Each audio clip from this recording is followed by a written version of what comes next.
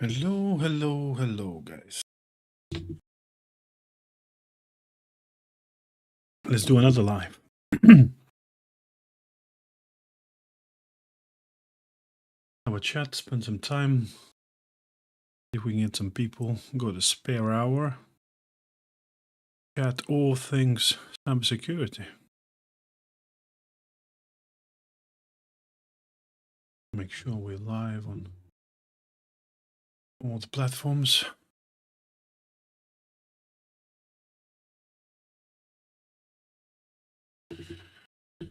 Good stuff. Hello.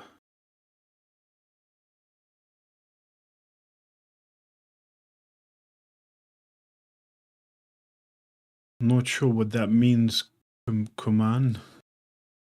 Something about cloud security. If you can put that in English, we can try and answer that question for you.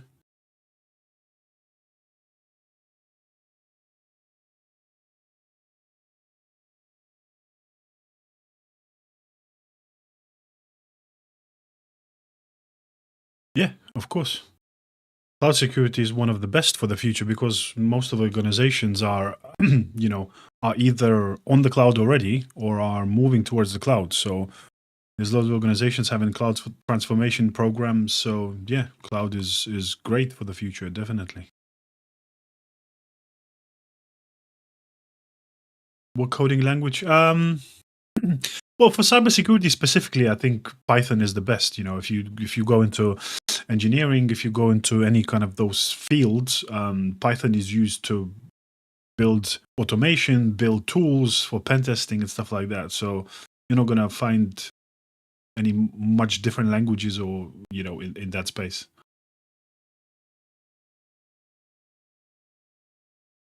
Welcome, new guys coming in. We're going to spend an hour or so chatting all things cybersecurity, trying to answer any of your questions, help you guys to, remove any uncertainties and clarify, journey into cybersecurity. I think, people been told a lot of lies, or they're not really sure how and where to get started and what to do in this journey. So hopefully we can help some people. For you guys to let you know, we also started building a Telegram community. So we got over 30 people now in the community. A community is there to help people to, talk with each other, share your learning development journey. Great way to interact with people. We're hopefully gonna build this big community where people can chat with each other, learn from each other, and build their careers.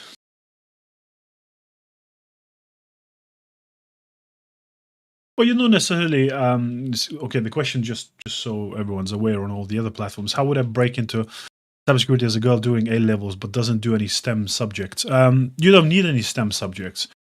Main thing what you need to do is you need to, first of all, if you're completely beginner A, you need to start with learning systems, learning operating systems, learning hardware. So good starting point is you don't necessarily need to pass the exam, but you need to learn the material from CompTIA A+, then they cover the networking knowledge from Network Plus, then cover security fundamentals from Security Plus, and then it's all about skills. It's all about learning how to use cybersecurity tools, building home labs. That's how you build a career. Are there any channel suggestions for learning cybersecurity from scratch on Kali Linux? Not on top of my head, but I'm sure there are loads of people, using Kali Linux. Hi, Victor. I haven't used Proxmox. I use, most of the time for virtualization, I use VirtualBox. But I think Proxmox, VirtualBox, VMware, they're pretty much all in the same. So, I think whichever one you prefer to use, they're all going to be great. Most employable IT field right now. Well, if you're starting out, it depends where you are in your career journey. Help desk is a great starting point. Hey, Toasted. Welcome, guys. More familiar faces joining. Do you think it would be good to do level 3 qualification in tech and move up from there to cybersecurity? Yeah, I think so. I think anything to do with IT to build the ground skills and knowledge is great starting point before moving into cybersecurity. I think there's a lot of people, promising, fast route into cybersecurity, but it's not that easy nowadays. Yeah, Lam says even help desk roles are hard to land these days. Yeah, I mean the competition is big because people have a sort of made opinion that cybersecurity and technology is a great career. You're going to make loads of money. You just do one cert, and all of a sudden you're going to land the role. That's not necessarily the case, and I think that's kind of flooded the competition where it's getting hard. But it's not impossible.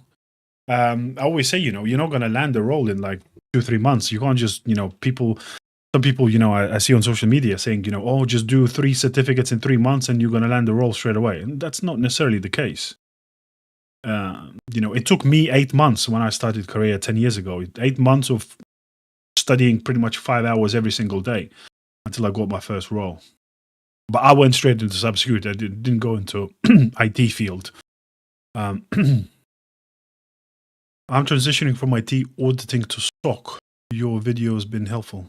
Good to know. Thanks, Buddha. Good to know that they're helpful for you. Currently doing Security Plus to help me land help desk role. Good stuff. You don't necessarily need that for help desk roles, but I think Lambs, there are ways to kind of differentiate. There are ways to find alternatives. The one thing where you need to do, I think, where you guys, I think what people are struggling and I see very few people doing in this cybersecurity journey, sort of when you're building career, your personal brand is the most important thing what you're going to do. So leveraging LinkedIn, leveraging, blogging, showing people how are you developing those skills? How are you studying? What are you learning? I always say, in these lives, guys, message 10 people a day on LinkedIn in the roles that people who are already in the roles that way you want to work. Learn from them. Ask them, be obviously polite, be courteous, but ask them how they got there. Make friends. That's 300 people a month. Whenever roles going to appear in those organizations, you made friends. They can refer you. Go to cybersecurity conferences or IT conferences. Get to meet people face to face. There's so many other ways how you can get role instead of just applying on LinkedIn. Doing this, clicking buttons on easy apply and that's it. You are competing against hundreds of other people. There are other ways around it. Is it unlikely to get a SOC analyst role that's 9 to 5 Monday to Friday with no shifts? That is unlikely, Bakugo. It can happen, but these kind of roles are they're not necessarily SOC analysts. They are cybersecurity security analysts who are working for internal organizations, and they might use an outsourced SOC, but you need way more skills to get there. Most of the time SOCs cover 24/7. Therefore, they're going to have a team that's doing, covering 24 hours a day. So therefore, they're going to work on shifts.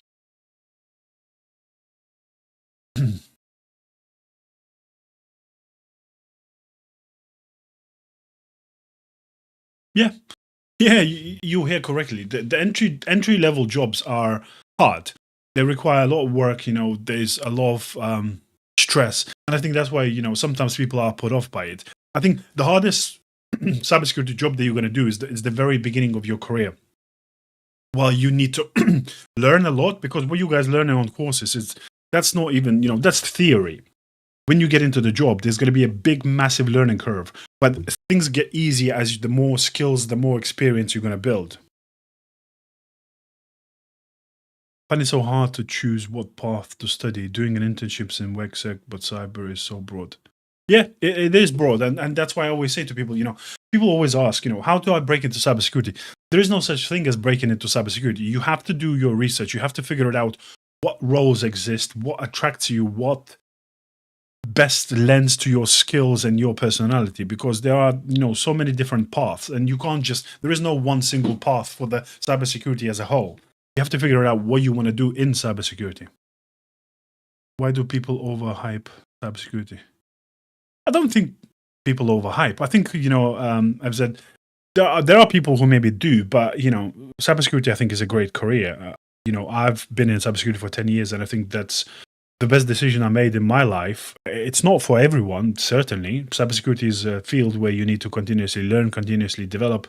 You're going to get very quickly left behind if you don't develop yourself. But, we are moving towards technology. These kind of jobs, I think, is going to be great. What OS do you use? I use Windows for my day job, Howie, and Ubuntu for all of the rest of the stuff. Virtualization, I've got Kali Linux, I've got Security Onion. I have net and sec and studying for CYSA plus now. Cool, good stuff, Ultimate. Vibe says, do cybersecurity consultants need to do overnight shifts? No. Who are you going to consult at night, Vibe? No, you don't need to do, consultants don't really do overnight shifts. There's no one to consult at night. Yeah, as Tosi said, yeah, cybersecurity roles are not quick money, easy life, and remote. Most people don't last in stock. Yeah, it's brutal. Recruiting recently and found so many analysts with CSSP. Focusing closer to the level you're at. Yeah. No, it's worth the pay, but what about shifts? Well, shifts not going to continue, Bakugo. Shifts are only there to start in very beginning of the journey. And in SOC, you get to be cybersecurity engineer, you get to be DevSecOps, you get to be GRC analyst. These people don't do shifts. The only place where you do shifts is SOC, pretty much. Or if you're incident responder, pretty much. But other than that, there is no. Yeah, exactly. Yeah, no, well said. People overhyping cybersecurity are the ones who are trying to make money of it, selling courses, selling their boot camps, and stuff like that.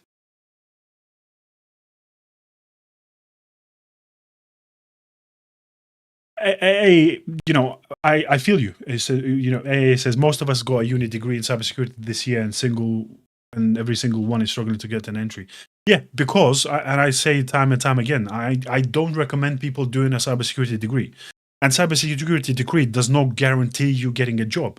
Cybersecurity, degree, same as any other pretty much certificates, most of the time just covers theory.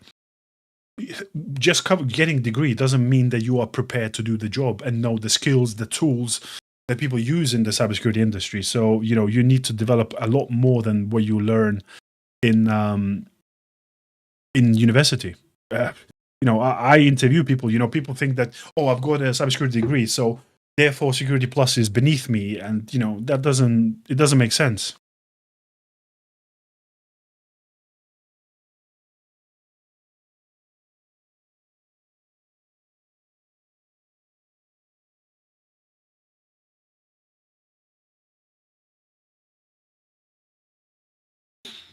Yeah, but as I said, if you can send as many applications as you want, have you got the right skill sets? Have you done projects?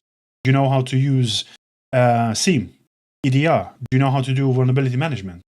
And as I mentioned, there are other ways in just to find roles instead of just blindly sending applications. You need to differentiate yourself. The path into cybersecurity is really tough, and I've lived it, and that's why I say to people, it's not going to be that easy. What should I do after level 3 in IT apprenticeship to get this direction? Well, you need to cover networking. You need to learn KJ. You need to learn security fundamentals from Security Plus, and then it's all about projects. It's all about building home labs. It's all about building skills, knowledge, learning how to use cybersecurity tools, and then that's the way. Happy New Year, Phantom. Yeah, I hope 2026 is going to be the year. Hopefully, we're going to do more lives. We're going to help more people. We're going to clarify how and what to do. And hopefully we're going to hear loads of success stories, as I said, we built Telegram community for people to come, hang out, learn together. You don't have to be alone. How do I start in cybersecurity engineering? John, cybersecurity engineering, well, it's really tough. You have to do a lot because engineering is not necessarily sort of an entry-level role. You probably need 1 or 2 certs. I always say, you have to remember, guys, you can do 20 certs. That doesn't, again, mean that you're going to get a job. certs is good addition, but it's a theory. It's all about skills. You need to learn networking. You need to learn operating systems, hardware fundamentals from A+. You need to learn security fundamentals from Security+. John, if you want to go engineering, then there's a lot more skills you need to learn. You need to learn infrastructure as code languages such as Terraform. You need to learn cloud security fundamentals from AWS Security Specialty, AZ500, and learn how to build and deploy security tools.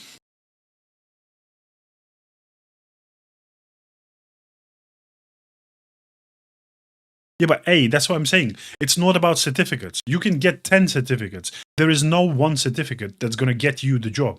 What's going to get you the job is the skills. The skills, the knowledge, how to use tools. That's why I always say the most important thing that you're going to do is building home labs and projects. There's no certificate that's going to get you the job. You can do 10 certificates.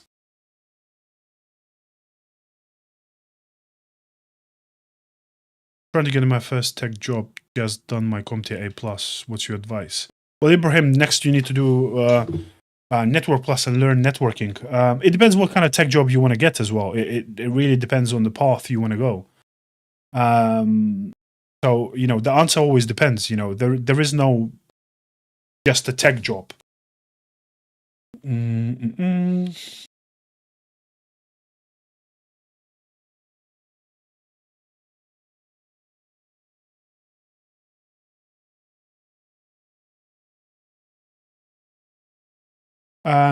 James, it depends. If you completely newbie, you don't necessarily need to do exams, but you need to learn the knowledge from A+. You need to cover Network Plus, Security Plus. So that's CompTIA trifecta, and then it's about home labs and skills.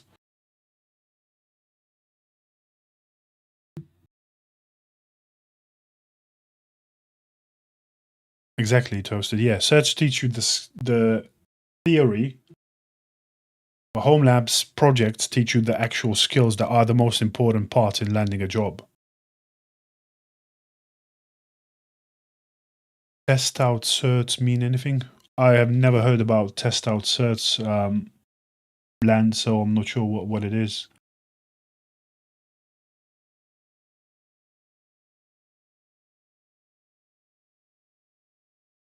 As I said, and time again, Ibrahim, you can do CYSA plus, you can do any cert you want. That's not going to get you the job.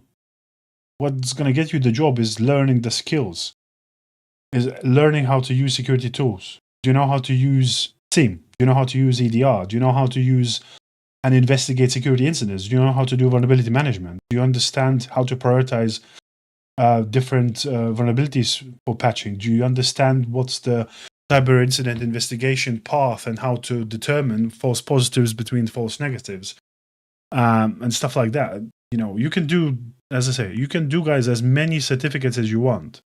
That's not going to guarantee you the job.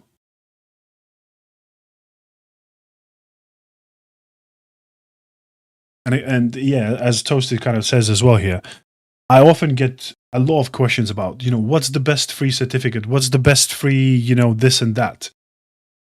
Free certificates are only good to kind of learn the basics. They don't. Where have you seen on a job specification that someone's asks for, IC2CC, Google Cybersecurity, certificate, the ones that are free there? You're not going to find that in a job spec anywhere. Those are just, a kind of an overview for someone who's wants just to learn the fundamentals. As I said, Ibrahim, are you guys not listening? I just said, Ibrahim, you need to build home labs, do projects. That's how you learn. Go on YouTube. Check my videos, how to build the best home lab.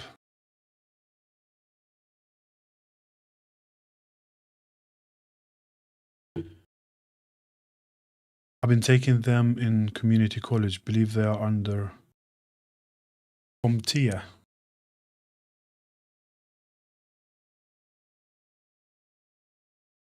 There is no. I don't think there are any test out certs that I've heard under CompTIA. CompTIA does, A+, Security Plus, stuff like that land. So I have not heard that. Yeah, no problem, Ibrahim. As I say, there is no, you have to be, guys, proactive. The one thing you are so fortunate. We live in an age and world where there's an abundance of information on YouTube, on Google, anywhere you want. You need to just figure it out and find information. Rewind 20 years ago. Imagine what your study would have been like that before. You have to get off your backside and stop expecting that people's going to teach you and spend their, precious time giving you all of the advice and all of the, stuff for you. You have to do the grind. I'm here to kind of guide you, but I'm not going to do the work for you and tell you every single step what you need to do. Will 1 year SOC be enough to change roles as long as the work I put in? Potentially, Bakugo, I spent, when I started my career, I've done 18 months in SOC, and then I went into cloud security engineering and cloud security architecture. So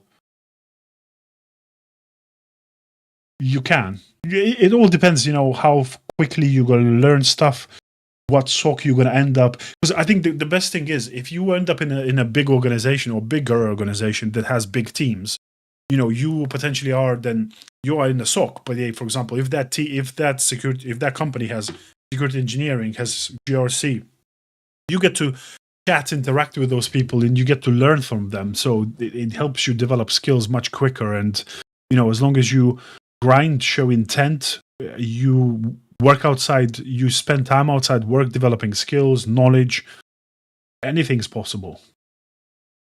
And yeah, good stuff that you joined Telegram. Welcome to the community.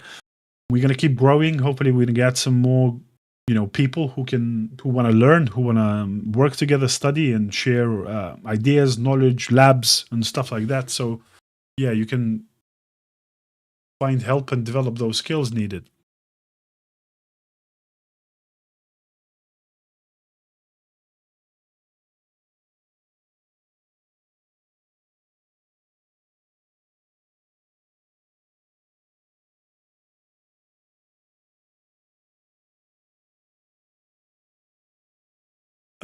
Great question, Lance. So he says, how do you start in cyber? What made you interested? So over 10 years ago, I was working in physical security.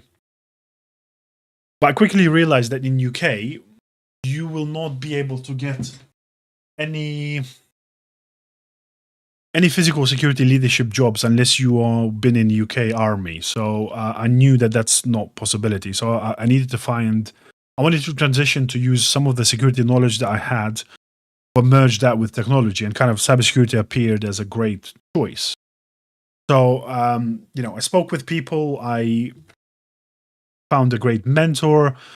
Thanks, Osid, have fun. I found a great mentor, and essentially, I built my own personal development plan. I done A+, Network Plus, Security Plus, and I think I've done one more cert in Azure or something during that journey. And then basically what I did is as I'm talking about, as soon as I started learning, I was posting on LinkedIn every single day, Monday to Friday. I used to go to conferences, and I'm still going to conferences to meet people, to chat to people. I was asking loads of people questions, how they go into cybersecurity, built my home labs. How I got job, the most important way how I got job. Actually, I was studying, even learning a lot about att&ck, but during that initial career stage. So I went to present on a sort of junior webinar. I was invited to talk about att&ck, and one of the hiring managers saw my presentation, and that's how I got my first job. So I always say to people, you need to step outside the comfort zone. You need to speak to people. You need to find opportunities where you can. Yeah, cyber is very big in UK. There's so much, so many people. I've got I always say, for example, I'm talking about now why I'm talking about LinkedIn. So I think LinkedIn was really important for me. I started my LinkedIn journey, as I said, 10 years ago, and I used to post on LinkedIn a lot. And I'm still posting. LinkedIn is my biggest platform. I've got over 18,000 followers. Over the last 90 days, I've got 1.5 million impressions. So that means over 90 days, 1.5 million people saw my post. These posts mean that I'm flying to Athens in 2 weeks to talk to cybersecurity conference. I'm doing a webinar for att&ck. CSA magazine is writing an article about me. I've just had a call today as well to build a new cybersecurity training company for cybersecurity leaders. I've got cybersecurity board advisory positions. I'm in cybersecurity leadership for the last 3 years. So, it brought so many opportunities, but I was very intent of how I post, what I do, and how I create all the time. I talk a lot about how cybersecurity leadership is currently broken and how many people, messaged me and thanked for support. So, I'm kind of building and seeing how I can fix that via training, teaching people how to remove negative bias, how to influence decision makers and CISOs and stuff like that. So stuff like that. Let me just catch up on some posts. Victor says 2+1 applied security bachelor's worth it after network and IT security. It's up to you, Victor. If you want to do degree, then it's worth it. I say, as I just mentioned, I've built my path and I got my first cybersecurity job without any degrees. Degree takes 3 years. Yeah. It took me 8 months to land my first cybersecurity job. So, as you saw, AAA was commenting, he can't find a job. He applied 500 jobs with a degree. So degree does not guarantee you a job. So I'm sometimes thinking to the people, unless you really want to, there is no need to do a degree and spend 3 years when you can get the job in 9 to 12 months. Let's see what else was there. Yeah, we answered that. I think I covered a bit, Julia, but I talk a lot on LinkedIn about, about CISO's resignation. I talk about how they struggle budget support. I talk a lot about what's broken in cybersecurity, how everyone's mindset is wrong in cybersecurity, thinking about, fixing the firefighting that's going on and stuff like that. So that's the kind of thing.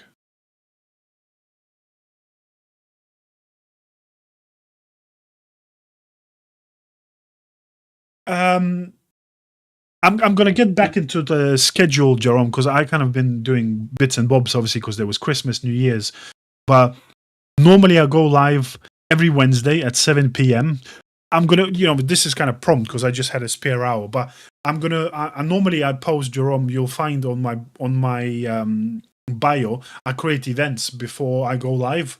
So normally I'll do a video, I'll do a post saying, look, I'm going to go live here and there. So you think guys can subscribe and make sure you don't miss it when I go live. Do you think networking events are important? Yeah, networking events are very important. It's as important as using LinkedIn.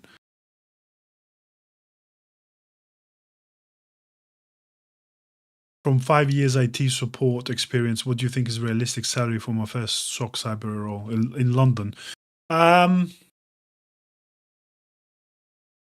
think it's around, I would say, anywhere from... I've hired one person, but he didn't have even any IT experience, in my team a couple of years ago, and he's been great. So I think realistically talking, first role from IT support experience, you're looking anywhere between 35 and 45 grand in London. That's realistically. And then with a couple of years experience, you can get to like 60, 65 easily.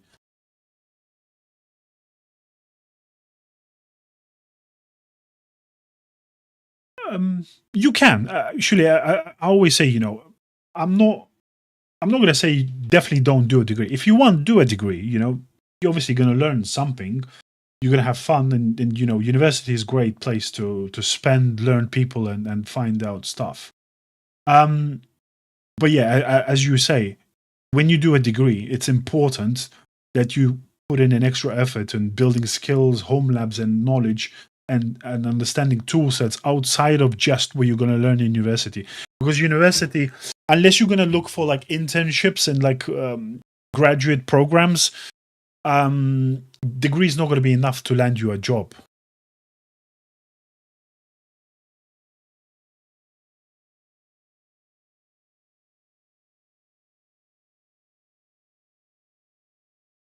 Yeah, I get it. I get it. There are certain sort of uh, thoughts that they think, degree is very important.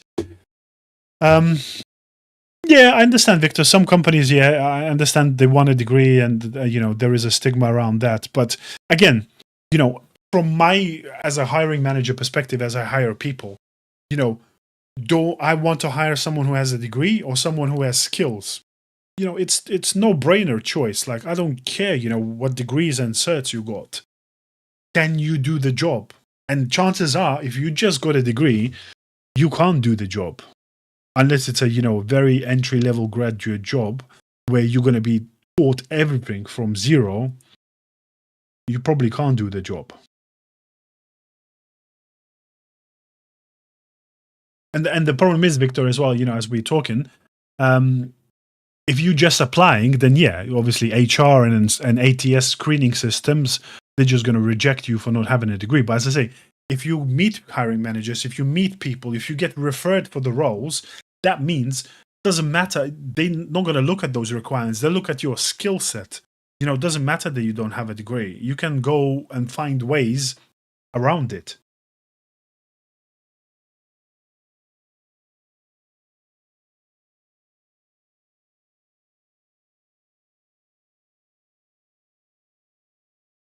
Yeah, good stuff. Good stuff. Good to hear that you got a home lab, Victor. Home lab is very important. And as I say, just kind of to preempt and home labs is, you can do so much. I always talk about home labs. The best home lab you're going to build: Kali Linux, Wazoo server, and Windows server. So then you can do attacks from Kali Linux onto Windows server. You can push the logs from Windows server into Wazoo, which is going to be your SIEM as well as EDR. You can run Wireshark to see how attacks look from network perspective. You can see attacks from endpoint perspective in Wazoo. Then you can install things like OpenWAS to run vulnerability management and learn how to scan your network, scan vulnerabilities, how to patch systems. Then your world becomes endless of what exercises and stuff you can try and do. When you think about degree is so bad, it's just basic theory, not a bit of practice. Yeah, exactly. Most of the time it is. There are programs that are getting better, but you have to understand one thing as well, guys. Why sometimes I don't rate the degrees. To build a cybersecurity degree program, it takes 5 years as a minimum. So by the time you study, this program is 5 years old. That means in cybersecurity real terms, it's 5 years out of date. Because in cybersecurity, things change very rapidly and very quickly. So that's another kind of thing that goes against it. Obviously, not knock universities. No, universities, you can learn critical thinking. You can learn how to do your research, and there are skills that's going to be helpful for you. But they're not necessarily going to teach you how to use SIEM, how to use EDR, how to use the proper security tools that are going to be really helpful to you. That's where the problem lies in kind of doing just a degree.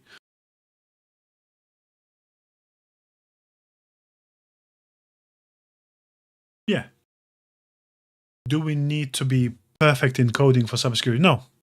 You don't need coding for, coding is only coding is only for very specific roles. Like, for example, you need some coding, or you need a little bit of coding for pen testing. So you need to learn things like Python. You need coding a bit for like security engineering. Like, you need to learn infrastructure as code languages such as Terraform. But other than that, all you need to do is just learn Linux fundamentals, learn how to use command line interface. You might need a bit of PowerShell, but that's kind of it. You don't need to, you don't need to learn languages. Yeah, but Kali Linux is an attacking machine. There's no really languages used to be there. I think we already kind of touched on it, but Google, I don't rate Google cybersecurity cert. It's free certificate. As I said, go and search on LinkedIn for jobs. You're not going to find any single job that has a requirement of Google cybersecurity certificate. It's very basic, sort of entry level, just knowledge.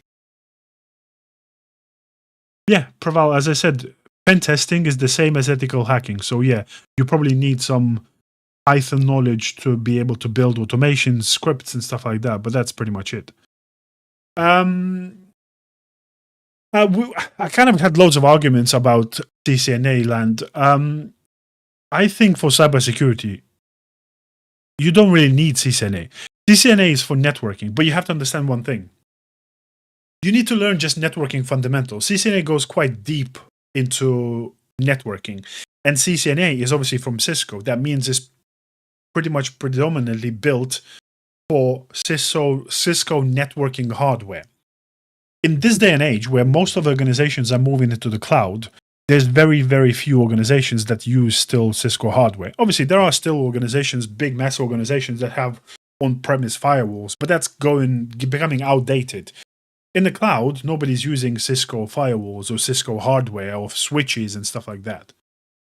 I'm not from Australia, Praval. I'm from UK. Sorry.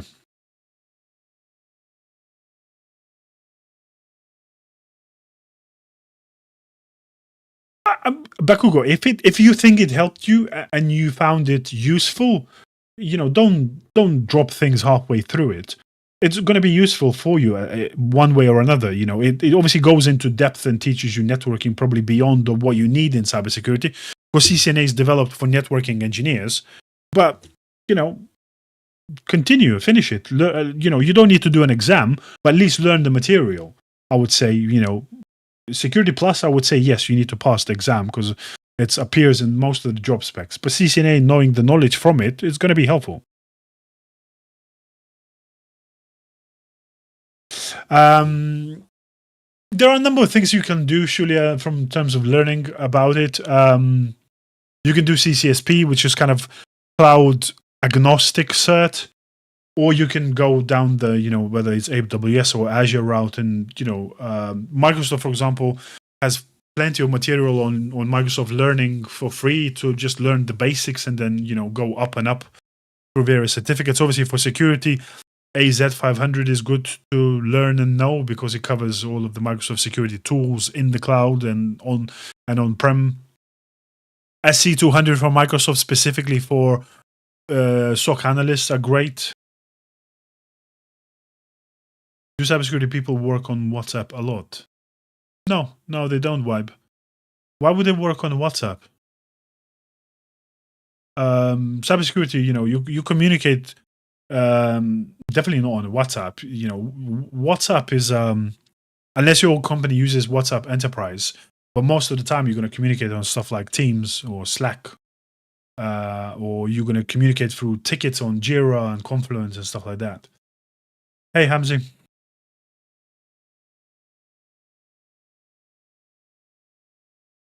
Keep the questions coming. We got, guys, another 20 minutes or so before I have to jump. So try and help and answer any questions that you might have while we are here live. Because as I said, guys, before, I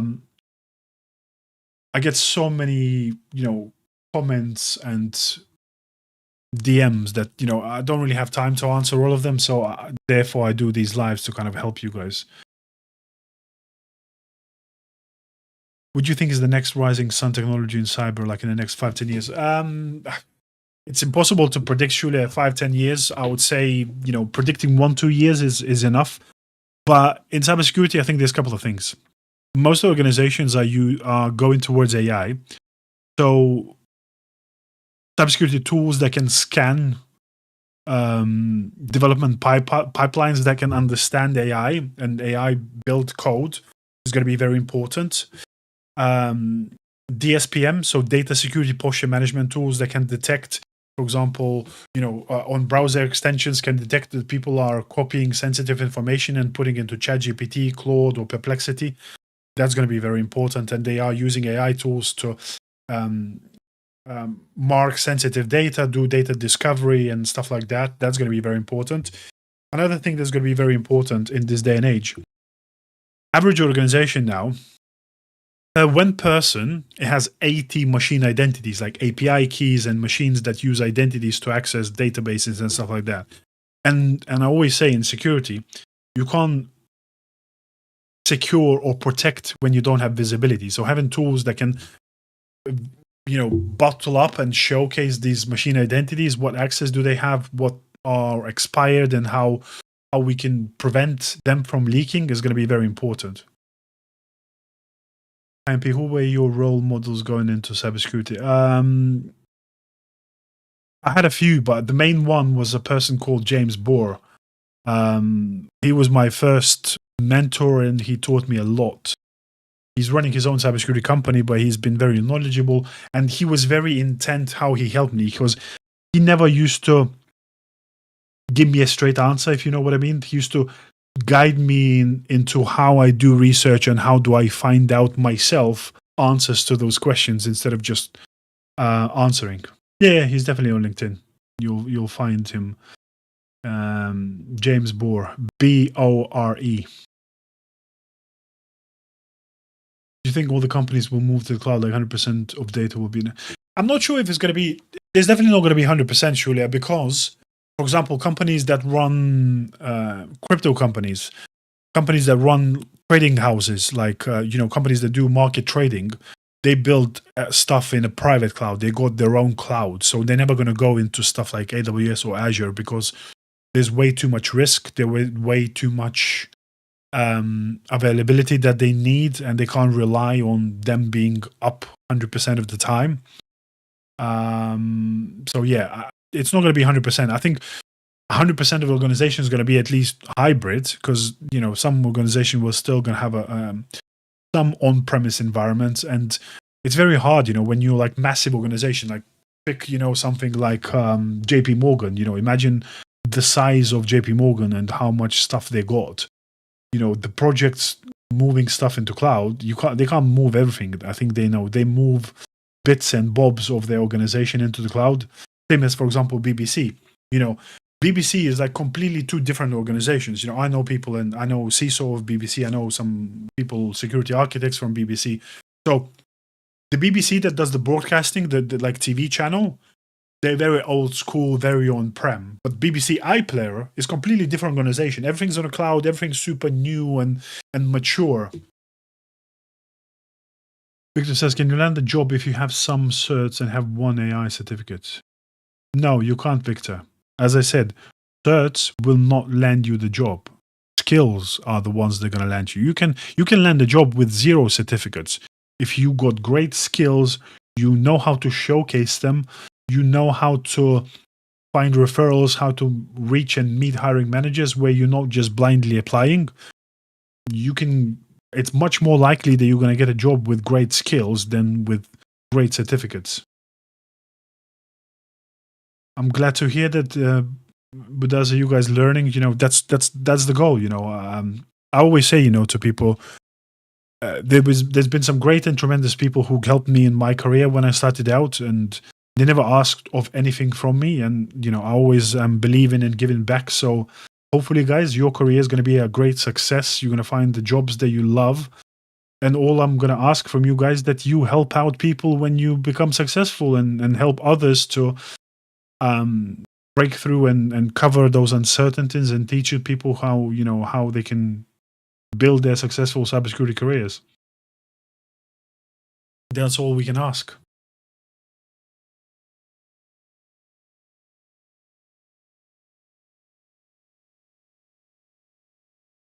Keep the questions coming, guys. If you got any other questions, comments, and stuff like that. 10 more minutes or so, and then we're going to have to jump. But as I say, I'm going to join our Telegram community, guys, if you want to study and learn with like-minded people. Check out other videos. Check out my YouTube. There's some longer form videos about stuff. And watch out for my events to know when I'm going to go live next. I'm going to drop in as well also that in the Telegram community.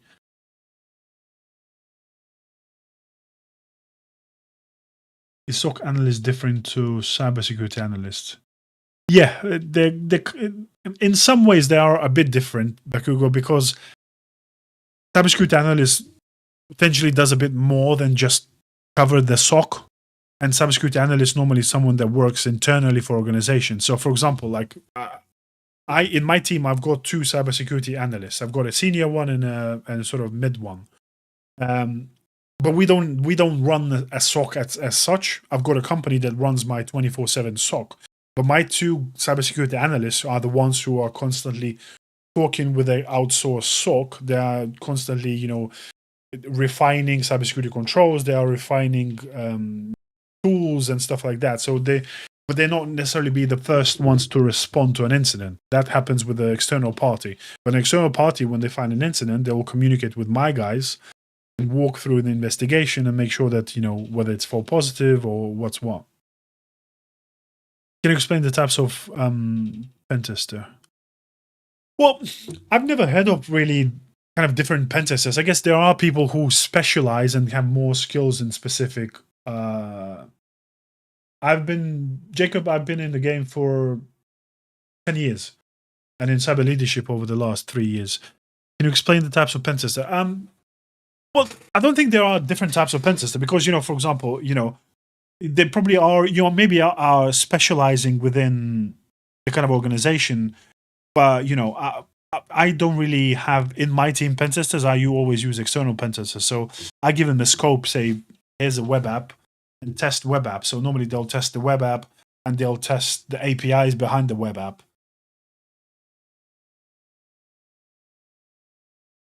What was your reaction to Wanna Cry? I wanted to cry. That was my reaction, Jacob. Yeah. There was some big stuff over the last 10 years or so that really shaped the industry and the thinking, and it's never stops. Having a home lab meant I can talk about what you have done. Yeah, exactly, Victor. Exactly that. So how could I go from SOC analyst to cybersec analyst? Well, basically what happens, Bakugo, is once you gain some SOC analyst experience, then all you do is you move from SOC company or company that does just SOC, and you work for a company that has outsourced SOC essentially, and you become a cybersecurity analyst. You just find different jobs.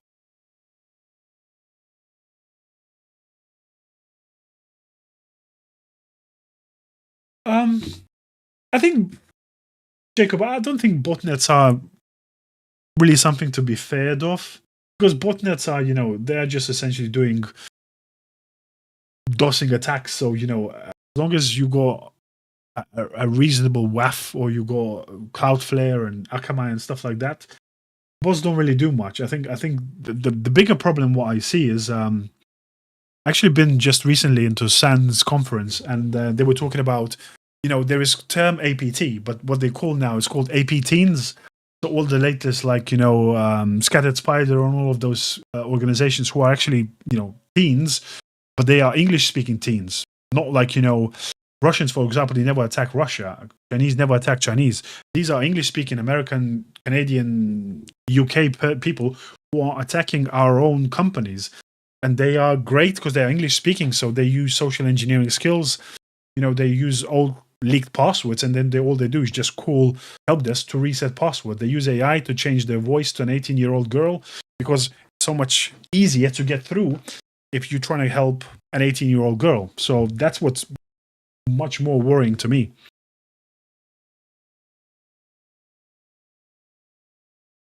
But yeah, as I said, Bakugo, essentially it's moving from specialized SOC company or SOC organization that has 24/7 SOC. You move into an organization that has cybersecurity analysts instead of SOC analysts who use an outsourced SOC. That's all it is. Once you get some experience, it's pretty an easy move to go.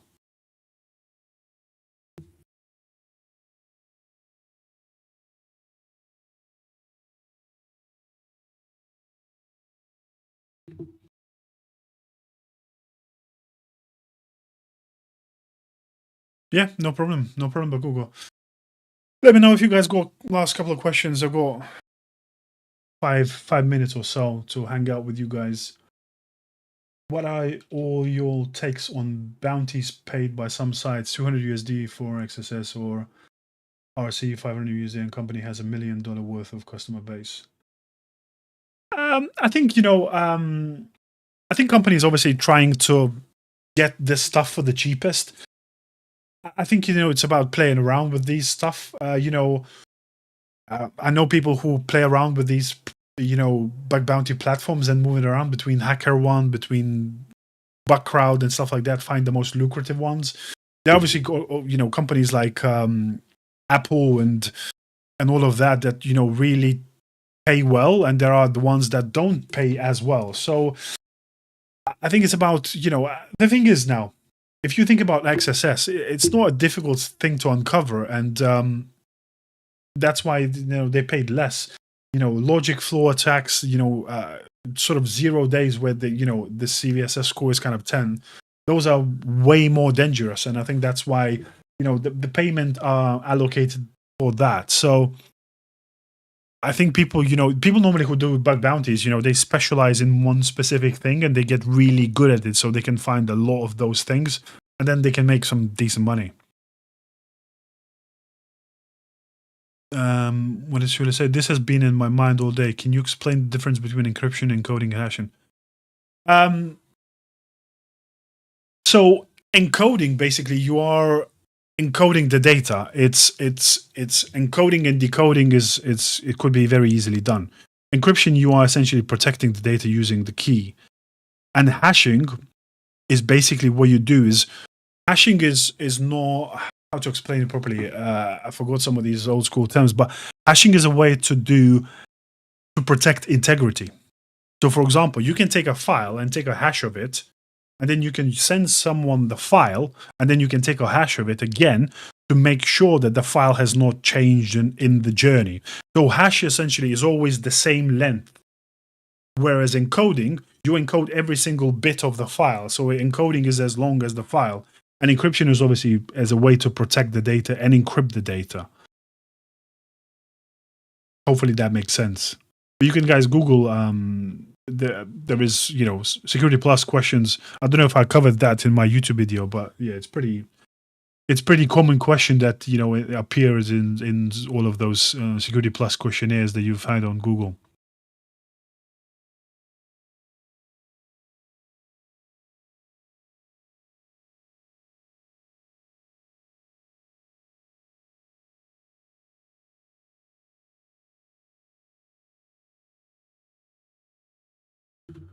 Let's see, any more questions? Have we got any more questions, guys?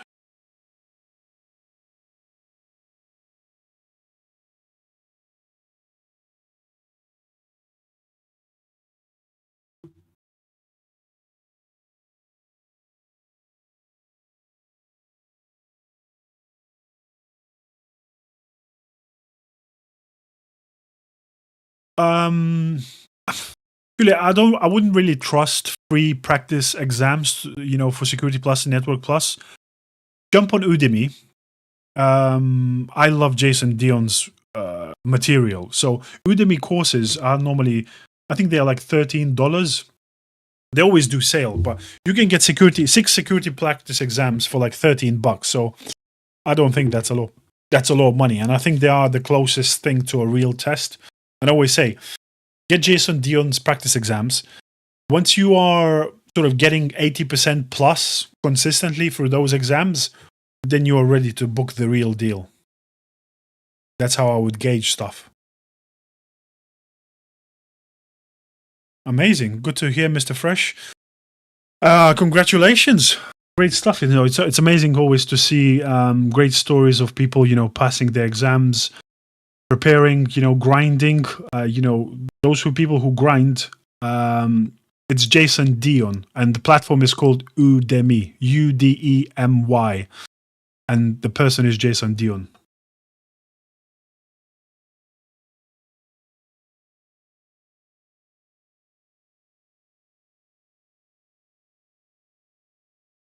Whose videos you recommend on YouTube for practical lessons as a newbie? For networking, Network Check.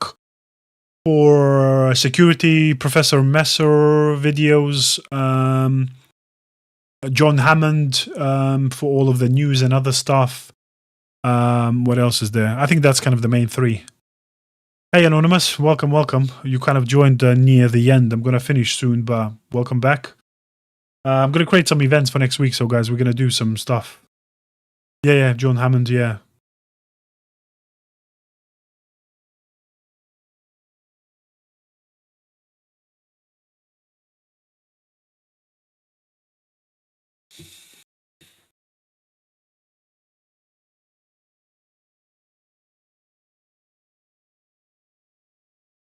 Yeah, that's what I'm doing now. Like, I'm helping, guiding newbies now. What do you think of dark web? Dark web is great if you want to do some dodgy stuff. I think dark web.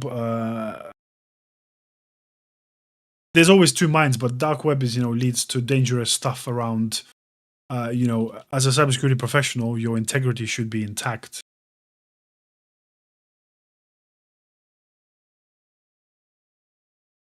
I don't think you need too much knowledge. I think David Bombal, new video. I see roadmap 26. Okay, cool, good stuff. Yeah, exactly. Integrity really matters. I think all you need to know is you need to understand that obviously there are dark web forums. There are probably other not dark websites, but there are people who comment and find the latest breach information from dark web. You just need to be aware of especially when you learn things like MITRE ATT&ck. You learn what kind of techniques and tactics those threat actors use, what tools. Yeah, exactly. Sometimes these darknet forums are not free, and sometimes when you fire up torrent, you can find some crazy stuff in once you start going down the deep end in the darknet.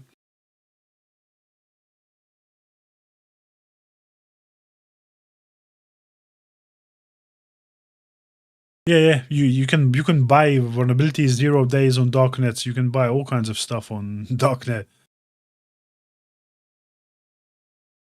Yeah, I can imagine, like, but you can consume the videos as and when you get inspiration, or you can skip through the most important parts. Sometimes, obviously, there's a lot of fluff in some of these videos, but yeah, yep, you have to be careful in the darknet before some government official starts knocking on your door when you went to the wrong site.